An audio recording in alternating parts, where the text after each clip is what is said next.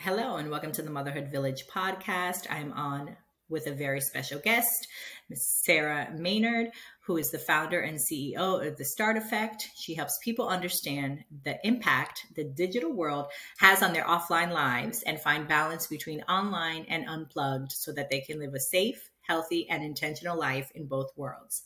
Sarah is a passionate storyteller and lifelong learner.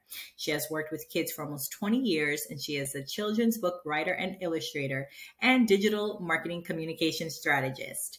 Her big current project is helping teens become published authors and teaching them to use digital media to their benefit. Love it. Sarah, I'm very excited to dive into this conversation with you on many different levels. But before we get into it, let's do my icebreaker round. What is your favorite book or one you would like to recommend? Oh gosh. I have so many. I read like 3 or 4 at a time because I get bored. But right now I'm listening to Heartless by Marissa Mayer, which is a retelling kind of how the Queen of Hearts came to be the Queen of Hearts. And it's fascinating. I'm just completely into it. It's awesome. Very cool. What are the values that guide you and your family? Oh, humor, for sure. We love to laugh and play, and community and gratitude. Love that. How has motherhood transformed you? Oh, geez, that's a huge one. Oh my goodness. I was the kid in high school that all the parents wanted to have on their like field trip groups because I was always counting all of my friends. So I feel like I've been preparing for a long time. Keep all my ducks in one place. I think there's something to say about that, like when we're younger and we think about our future selves. So that's interesting that you can tie back to that and say, I remember being a young one, always making sure things are in order and your friends are good and everyone's in their place. Just actually in the last couple years that motherhood's really transformed me is watching how resilient my children have been in such a difficult time and really learning so much from them on resiliency and being able to bounce back and try new things. And I mean, their resiliency is really the reason that I started this business and I went back to get my master's, because they were like, you know what, we can do this. And I was like, sure, you know what, we can all go to virtual school. That's awesome. It takes a village to raise a child, but I always say it takes a village, most importantly, to uplift a mother. Who and what has been a part of your motherhood village? I love mom's exercise groups. That was a huge thing for me when my kids were really small. I actually taught some mom workout classes, and just being part of that community where we could, do something hard together for 45 minutes to an hour and still have our kids with us, but all come together and say, you know what, we're going to do a hard thing and then we're going to just enjoy each other's company. And that was huge for me. That's awesome. Okay, so the Start Effect. Tell me your journey into starting that and how you pivoted from working with children as a children's book illustrator to the digital world. How did that journey begin? Yeah, so I have always been fascinated by the ways we communicate. I love watching people talk to each other in any way that is, whether that's like sitting in a coffee shop or watching people argue on Twitter. Like, I just like all of it. And so that's kind of always been part of my journey in not only how we communicate with each other, but how we communicate with ourselves and the stories that we tell ourselves. And that's kind of what led me to children's book writing. I've always loved writing, and stories for kids are just so much fun. I feel like when you talk, kids are going to tell you, right? They're going to tell you when it's good and when it's bad. And they're not going to sugarcoat it for you. And that's one thing that I like, the realness and the rawness of writing and illustrating for kids. And then with the pandemic, I got my master's in digital marketing communications. And that kind of led me to where I am now, kind of try and combine the two loves together and finding a way to help kids navigate this digital space that we all live in and they've grown up in, but then us as parents have sat back and we're like, well, we don't know what we're doing either. And so figuring that out. So let me ask though, because you had mentioned that your kids gave you kind of the inspiration to go back to school, but why did you choose that to get your marketing degree? Like, where did that come from? Was it because you said, I want to help my kids? Like, where was the spark that made you want to get a master's for that? Because that's so, you hear people getting masters in continuing education. You could have gotten masters in art, whatever it is. Why digital? What did you say? Digital marketing? Digital marketing communications. Yeah. Yeah. So talk about that. So being in the children's book world, there's, when you go to get published in any realm of publishing, but children's is where I've lived. Publishing houses do not help with the marketing as much as they used to. A lot of times there's no help at all. And so because I was already interested in it, I had already been learning this stuff, learning about how to use the internet, how to make a website, how to make things work for you. And I really wanted a deeper dive so I could start helping my friends. Like, I wanted to know more. So when they asked questions, I knew more. And so that's really how I started to dive into digital marketing specifically, because I wanted to understand that world better and how we use the psychology of how we think about things, and then even thinking about how companies are marketing to us all of the time. So it was a really eye-opening and just taught me so many things. It was really, really cool. And then look at that. Now you've turned that into your business. So I guess I'll ask, what is the Start Effect? What services do you provide? And when was it that you said, okay, now I have my master's and I think I can use this not only which makes sense, to help my own marketing with the books that I publish or my friends, but when did you realize you can do what you're doing now? Yeah. So I like to do a lot of different things. So the Start Effect is really about helping anyone who wants help with figuring out how to find that balance online. Whether that is a mom who wants to understand how to help her kids have a healthy relationship with their online life, or a business owner that wants to figure out how to not be so incredibly overwhelmed by feeling like they need to be all of the places online. So I do a lot of speaking, and I'm currently working on a book for teens, and I do also do some one-on-one coaching for people also. So a little bit of everything. That's awesome. So social media in the digital world obviously has been very impactful. And I would arguably, and you tell me if I'm wrong, I would imagine since the pandemic, it has skyrocketed just because everyone's having meetings. Like, it's just a whole new world. What should and shouldn't we be posting online? What tips can you give? Yeah. So this is a hard one because we want to be authentic without oversharing. And so that's kind of the line we're walking and what we're trying to do, right? So you want to be yourself, you want to be honest, but you don't want to necessarily go into all of your emotions all of the time. And now we see this happening a lot more, specifically on TikTok. You see a lot of emotions really fast.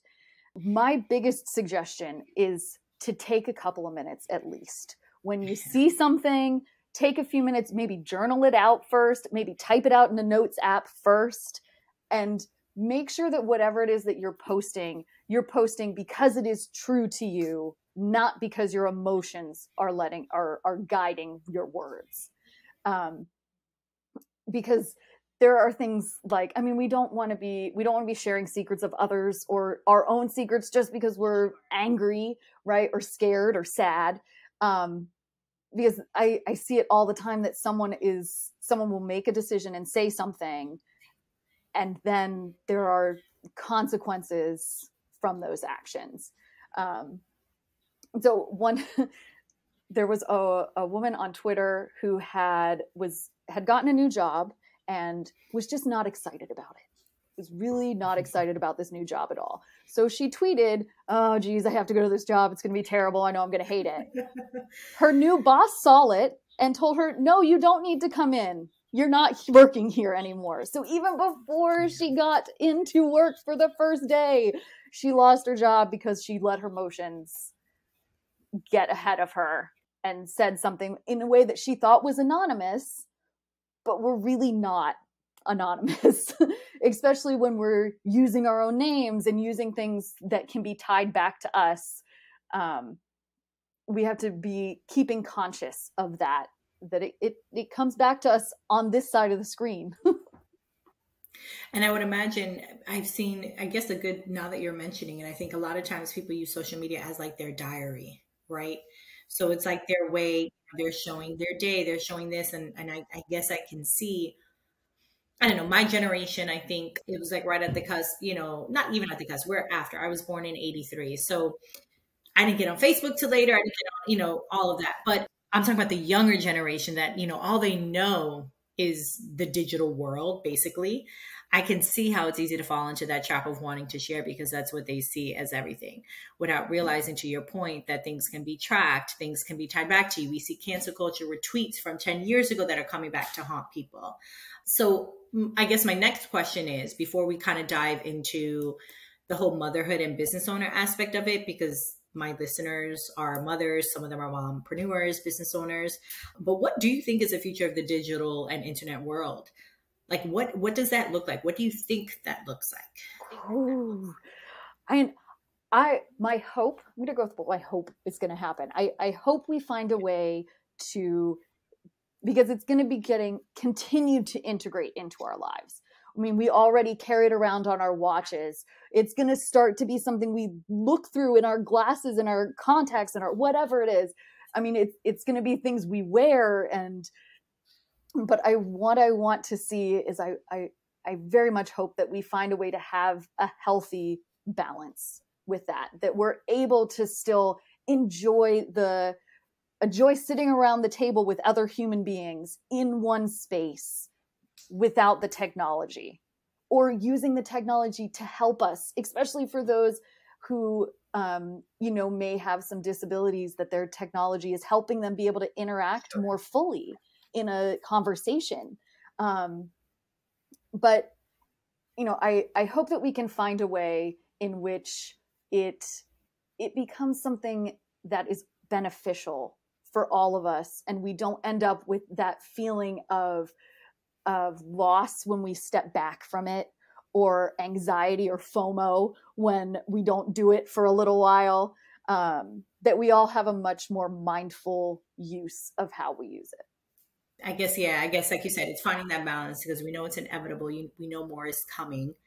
So it's being able to still make sure that we understand that the connections in person are more so important, because we're going to start losing a lot more of that. As a mom and business owner, how do you and how can other mothers find balance between being online and being present and unplugged for ourselves, for our children, for our family, friends, so on and so forth? Yeah, this is a big one, and it's hard. I want to recognize first that this is a difficult thing to do, is trying to find this balance, because the technology and the apps are all designed to suck us in and keep us there as long as possible. And they do a really, really good job. So it does feel like this battle, but the first step is making that decision that you want to have balance, because then you can start to make changes. And don't start all in one day. Don't just say, you know what? All right, I'm out this week. I'm not going to touch my phone except for when someone calls me with an emergency. That's not realistic. No one's doing that. So instead say, okay, this week I want to only be on Twitter for half an hour a day. And both iPhone and Android have options on there that they can set screen time deadlines, and it'll alert you, because that's almost the biggest thing, is because we get on there and we don't realize how long we're on there. So the first step I always recommend is set your own boundaries and pick what they are for yourself. And, don't try to do something so hard, right? Like if Twitter is the way that you help to de-stress, I'm just using Twitter as an example. It could be anything, Pinterest, Instagram, whatever. If that's a way that, you take a couple minutes to yourself, then don't take that out entirely. Make sure that you have, though, a boundary that's going to work for you. So don't say, okay, I'm only going to be on it for 5 minutes. when usually you're on it for an hour. It's going to feel too much too fast. So just slowly start stepping it back, and you'll see big differences in how, and just in noticing how often you're on it, can make a big change. And I guess going back to tying into you getting your master's, I'll say, what was one of the biggest things that you recognize or see now that you've been using from you going to school and really understanding, I guess, how the internet works or how the digital world works? How have you been able to apply some of the things that you learn now?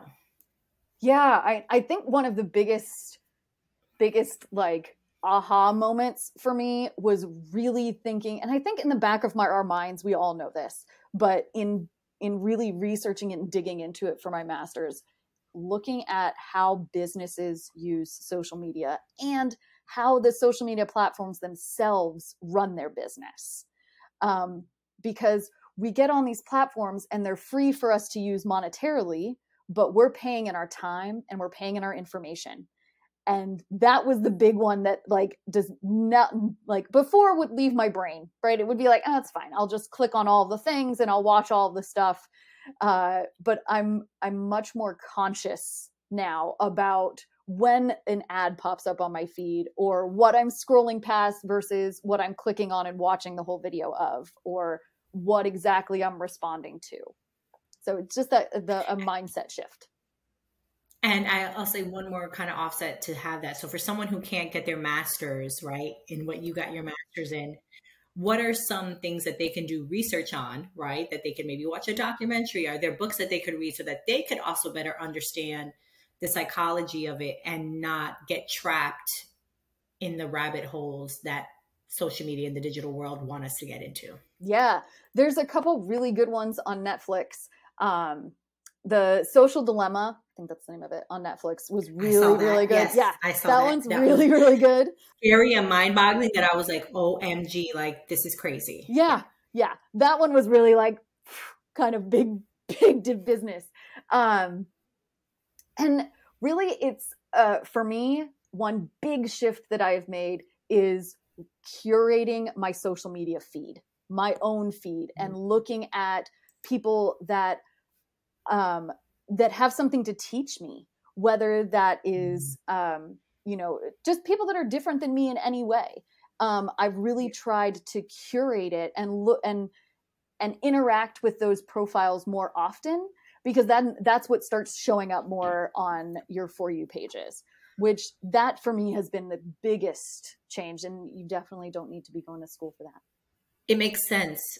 I mean, I think you heard a lot of times where, the algorithm and, obviously the people that you follow, I think what does make it difficult is when, there's someone that maybe you're close to or someone that and you feel obligated to follow, but yet maybe, watching their account or following them, whatever, is not bringing you the peace that you want, or they're toxic or whatever it is. I think that's where things get a little hairy, or someone in business, but I know that there's ways that maybe you don't unfollow, but you can like not have it show like there's certain things, but I think that's when, because we put so much pressure that we have to follow this one or do this one or like this page from this person. And then it turns into again, kind of like a domino effect. It does. Yeah. The mental aspect of it. Yeah. And it's so difficult, especially just as you were saying, when it's someone who's already close to us in the physical world, then we feel this obligation. And, that in itself is a mindset shift that we have to work on. And it's hard work, which is why a lot of us we're just like, oh, it's fine. I'll just like their thing and I'll move on and it'll be fine. Yeah. But for our own well-being, we have to start making those conscious decisions to stop interacting. Just follow them if it's someone you feel you need to follow.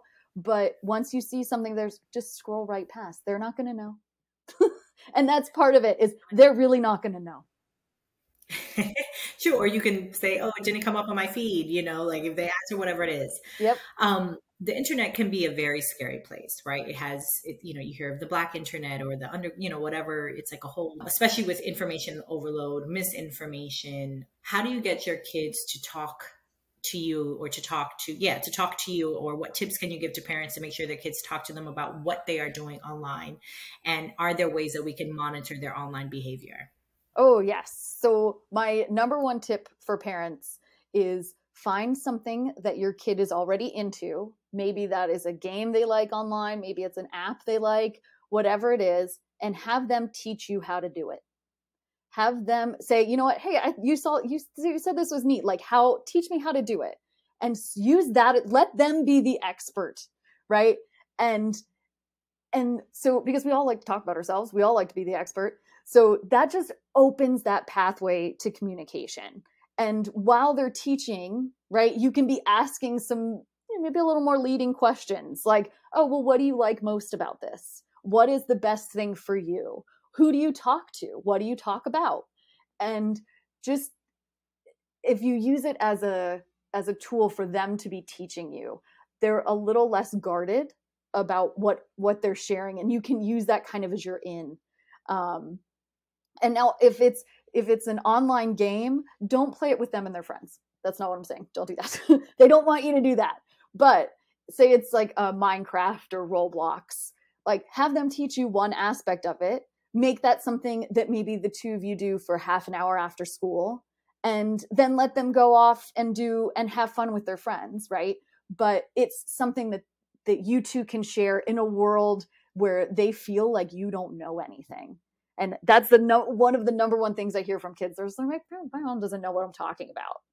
So if you get that shared language to start with, it can be a lot easier when more difficult conversations have to be had.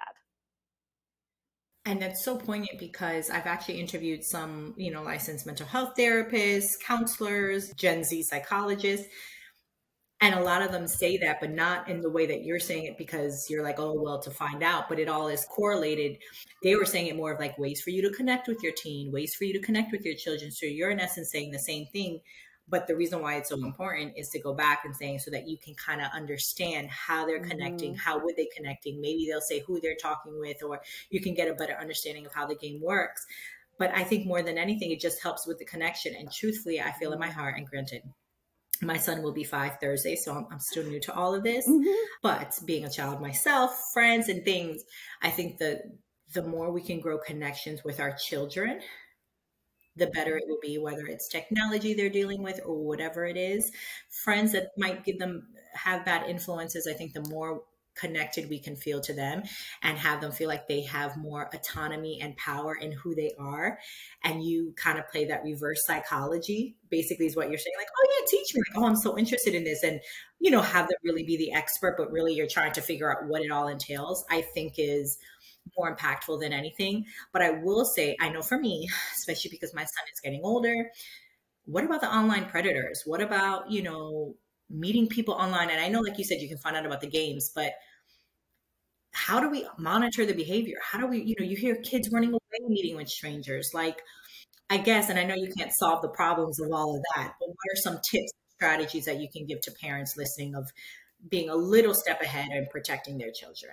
Yeah. So there's a couple red flags that we as parents should be making our kids aware of just when they start talking to people online, because there'll be, there's chat rooms in the games, there's chat rooms on social media, all these different things where they can meet people. So some things that I tell my kids, and I tell anyone who asks, things we should tell our kids about being online, red flags to look at, right?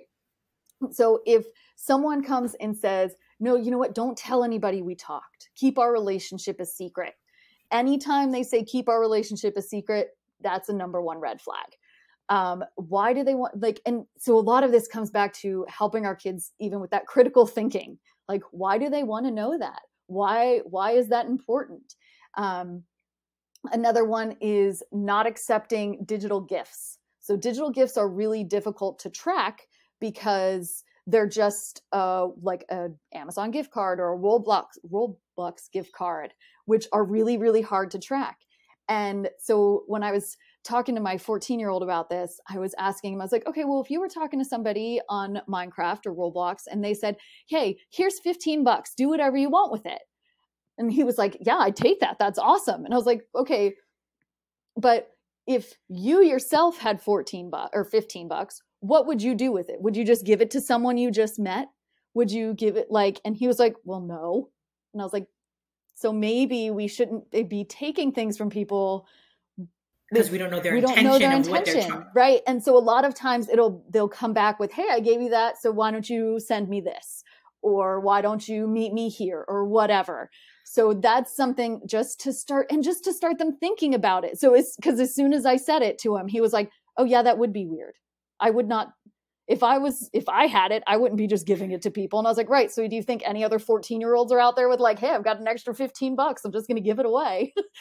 Probably not. Which is unfortunate. That shows the innocence, because he's like, sure, why wouldn't I take it? It's just like, what do you mean? This man is offering me candy. It's the same concept. Why wouldn't I take it? And it's like, no, let's think about it deeper of what would the person be getting out of it. Someone who's giving you something, there's usually an exchange. So you got to think about what that is, because no one's just going to give it to you. So 100%, but still so scary to think about. Yeah, it's so terrifying. My other two top ones are anytime someone asks for pictures of any kind, really.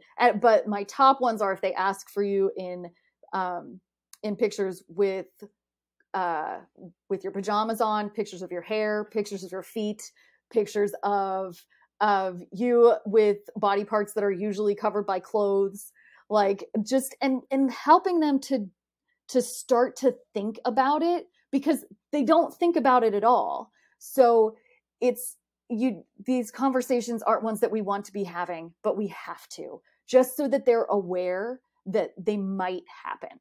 So the last one is asking about schedule, and very specific things about your schedule. So I really caution kids and parents to tell their kids not to share their school, not to share the city they live in.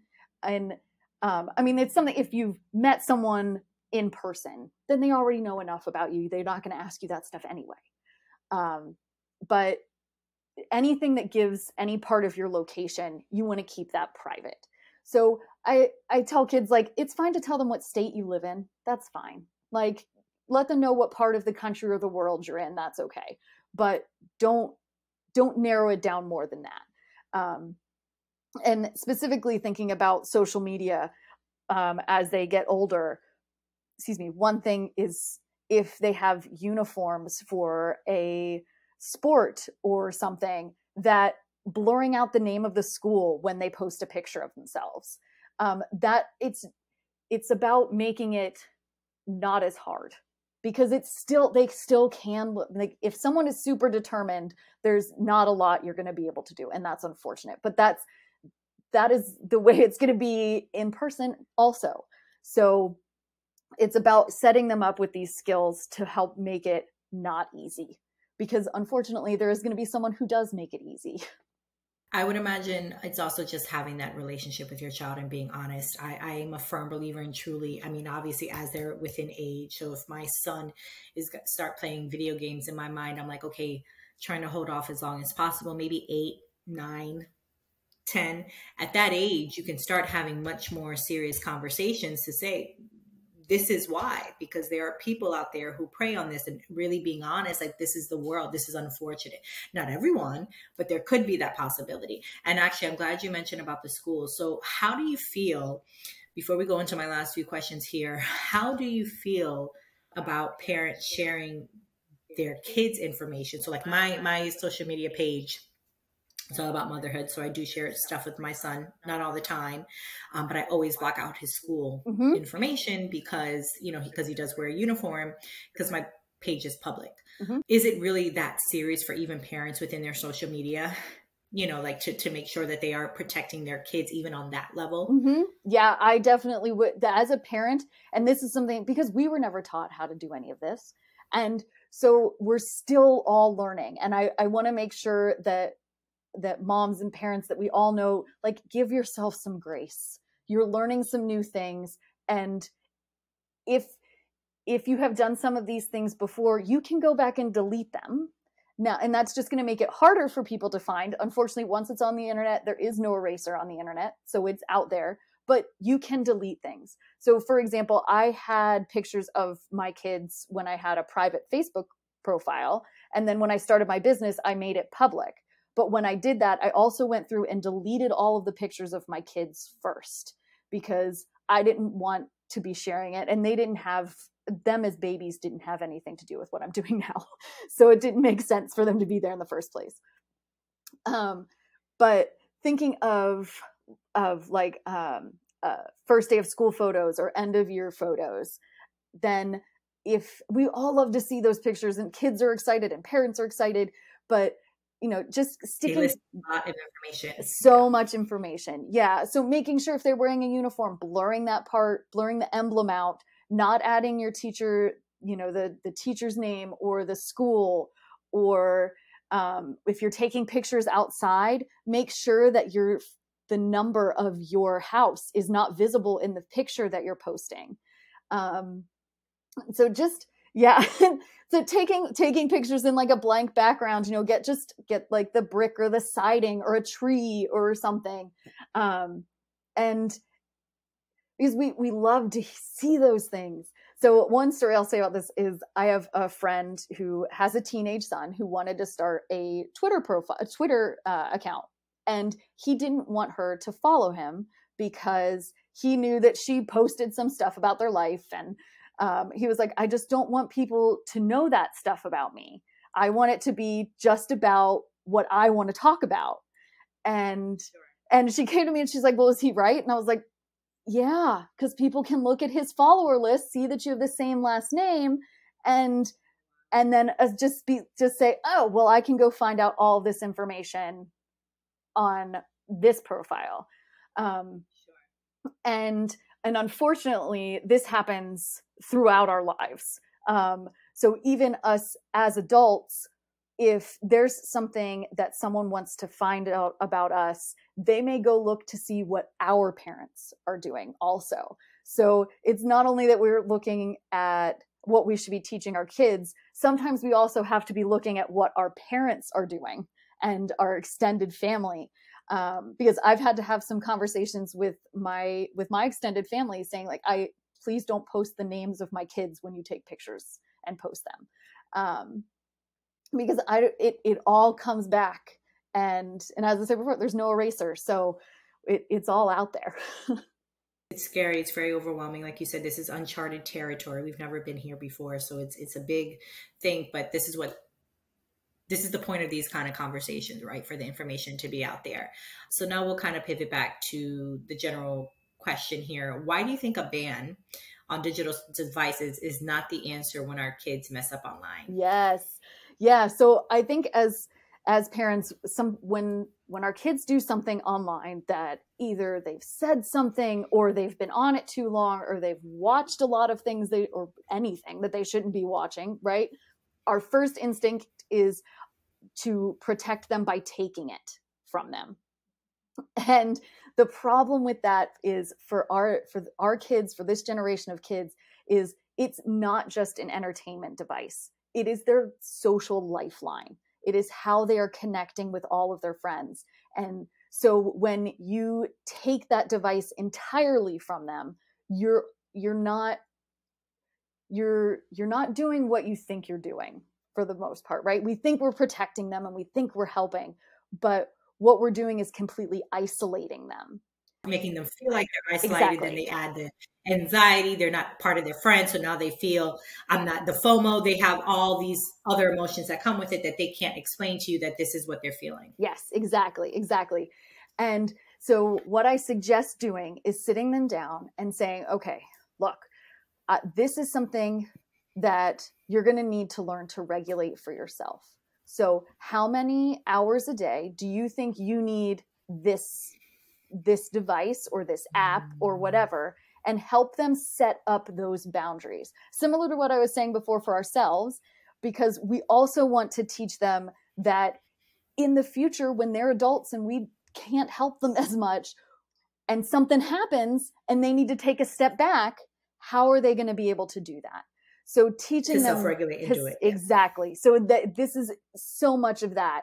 And saying, okay, well, you know what? Maybe we start with an hour a day. And that way you can check all of your messages. You can get back to people. And then letting them tell their friends, hey, I'm only going to be able to connect during these periods. Because so much of their interaction is all the time, right?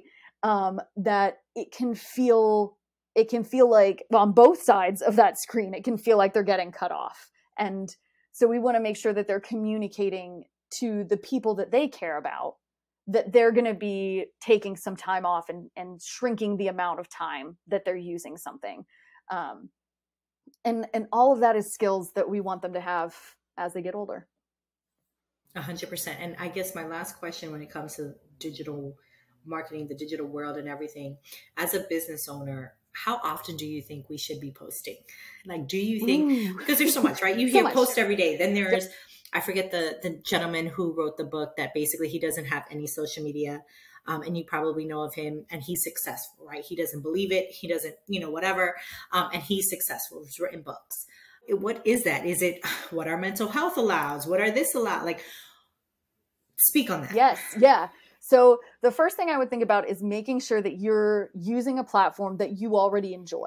If you don't like Twitter, don't be on Twitter. Like, have a profile, but in your bio say, hey, thanks for finding me. You can find me more regularly on Instagram, Facebook, TikTok, whatever. So if someone finds you, because we all like to be found, that's fabulous. So if someone's searching in that space because that's where they are, then they know where to find you. But don't spend all of your time in a place that you don't want to be. And I feel, especially as business owners, this like just kind of drags on us so much because we want to be part of our community and we want to build these communities, but it can get so overwhelming. So my other big tip is batching your content. So by batching, I mean creating a bunch of content at once and then picking some way to schedule it, whether that's Hootsuite or the business center and Facebook, whatever it is. And so picking one time each week or one time every 2 weeks and having a 1 to 2 hour block and getting it all out of the way. And then engaging for 15 minutes a day, every day. So you're commenting on your own posts, you're responding to people who've commented to you. And then my last big engagement tip is to find a couple of hashtags that relate to your business. So for you, it would be like, if you just did hashtag motherhood, right? And search and follow those hashtags and engage on some other people's posts. Maybe share some stuff that they've done, comment on their posts, because then you're jumping into their community that they have built, right? So you can start to grow your community that way by just taking a couple minutes a day to pick 2 or 3 people, just scroll through that feed, pick a couple people and chat and make social media social and focus on those relationships, because that's where we're going to get our energy. And that's what's going to make us feel less overwhelmed. I love it. I love it. I listened to something, actually it was about how to grow your podcast. And I'm a firm believer in you don't put all your eggs in one basket. I knew once I started my business and even my, a few years ago, I was like, I cannot let social media overwhelm me, because I saw quickly that I was getting very overwhelmed. And I said, no. So I've been working out my process. But anyway, I was listening to something where they were like target daily engagement, which is in essence the same kind of concept that you're saying. And ever since I started doing that, as opposed to just mindless scrolling and being intentional about reaching out my target demographic, whether it's people who I want to listen to my podcast, people that I want, same concept of looking at the hashtag, which I never looked at it that way. So I will definitely start doing that, but going on the accounts that I want to interact with and have a thoughtful response to, as opposed to just liking something. Ever since I started doing that, my numbers have risen, and getting more exposure for the things that I'm trying to put out there, my support groups and stuff. So I love that you talked about that, because I think people who do have this concept that you have to post all the time. And yeah, if you had a multimedia company that, or a team that, like you said, or you could batch your content, that maybe you can, and you post every day, but you batch to where it's there, but not making you think that you have to be connected to your phone and be on that wheel, because then it's so easy to get distracted and go down that rabbit hole. So easy. That's awesome. I'm glad I asked you that. Okay. So let's kind of pivot to you. How do you release, reset, and recharge so that you don't get overwhelmed, so that you can manage all the things that you're managing? So I love to learn new things. So I'm currently teaching myself to play ukulele. I've been teaching myself for a while, but I'm slowly getting better. But so that's my, like, I've printed off a couple of things. I try not to use, I have an app on my phone that I sometimes use, but I really like to just be able to pick it up and just make noise basically and play. And I love board games. I could play board games all day long, all the time. And I love just having people sit around a table and, laugh and de-stress together. Yeah. That's awesome. So those are the things that fill your cup, that bring you joy. I love that because that's so outside the box. I think people have this idea of what it means, and you have to do this grand gesture where it's like, just think of the things that calm you down, that kind of bring you back so that you're not all frazzled. That's all it is. Yeah, just little what things. Makes you happy. Little things. Yeah, little card game. A little bit of solitaire could bring my whole day around. I love it. So how can people connect with you? And then we'll end with some final thoughts. Yeah, so you can find me on Facebook, Instagram, or Twitter at The Start Effect. And then my website is www.thestarteffect.com. Awesome. And then any other final thoughts to the Motherhood podcast community? Just to be kind to yourself it's a journey, right? And we're all here trying to do what's best for our kids, and once we learn new things, to apply them and to do better, and to remember it's okay to start again. I love that. Thank you so much, Sarah, for your time, for coming on and sharing your journey and all the great tips on the digital world. And continued blessings to you for love and light. Thank you. Thank you.